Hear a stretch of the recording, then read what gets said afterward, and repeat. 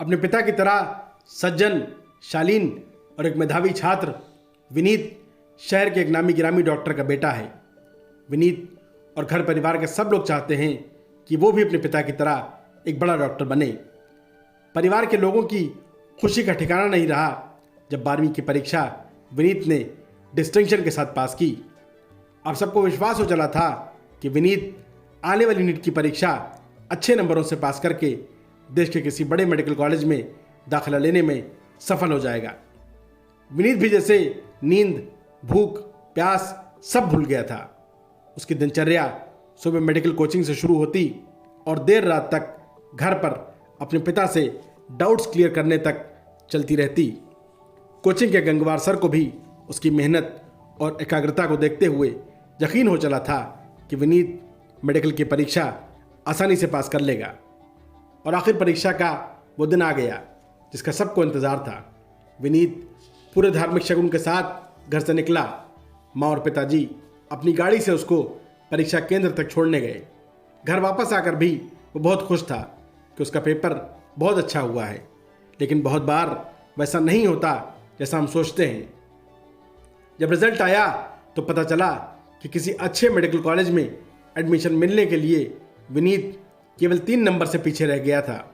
घर परिवार के हर व्यक्ति को बहुत दुख हुआ।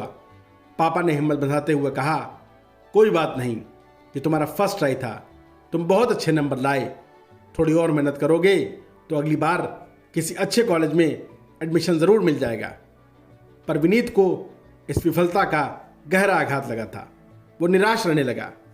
पढ़ाई लिखाई से तो जैसे उसका मन पूरी तरह उब चुका था। विनीत के पापा ने पूरी सिचुएशन कोचिंग के गंगवार सर के साथ शेयर की। सर ने विनीत को फ़ोन करके कोचिंग क्लास में आने को कहा और उसको क्लास में देखकर सर बहुत खुश हुए। फिर क्लास शुरू करने से पहले अपनी जेब से एक 500 रुपये का नोट निकालकर सब बच्चों को दिखाते हुए पूछा, जिस किसी को ये चाहिए अपना हाथ ऊपर उठ करे। पूरी क्लास ने खुशी खुशी हाथ उठा दिया। सर ने मुस्कुराते हुए नोट को कुछ देर अपनी मुट्ठी में दबाए रखा और जब नोट पूरी तरह मुड़ गया फिर निकाल कर पूछा, अब ये किसे चाहिए। सारे क्लास के हाथ अभी भी उठे हुए थे। सर ने अब उस नोट से ब्लैक बोर्ड को साफ करना शुरू किया और नोट को और गंदा कर दिया। अब ये किसे चाहिए। हाथ अभी भी उठे हुए थे। सर ने नोट को वापस जेब में डालते हुए बच्चों से कहा कि मैं आशा करता हूँ कि ये संदेश आप सब तक पहुँच गया होगा।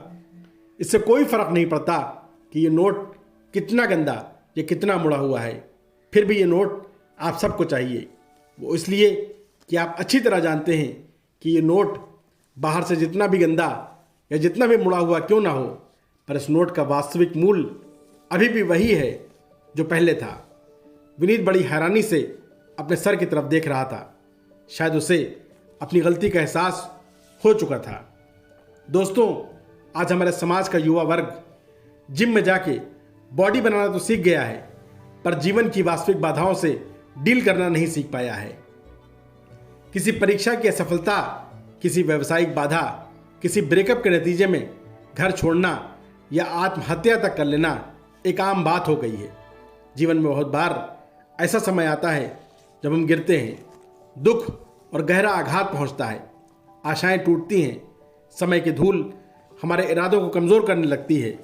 ऐसे समय में हमको समझना चाहिए कि सफलता और असफलता एक ही सिक्के के 2 पहलू हैं। पूरे धैर्य और संयम के साथ परिस्थितियों को समझें, अपनी गलतियों पर ध्यान दें, कुछ समय घर परिवार वालों के साथ रहें और फिर पूरी तैयारी के साथ लक्ष्य पर दोबारा डट जाएं, क्योंकि कर्म करने वालों की जीत तो निश्चित होती है। सिल्क की इंस्पिरेशन पर बने रहने के लिए आपका बहुत बहुत धन्यवाद।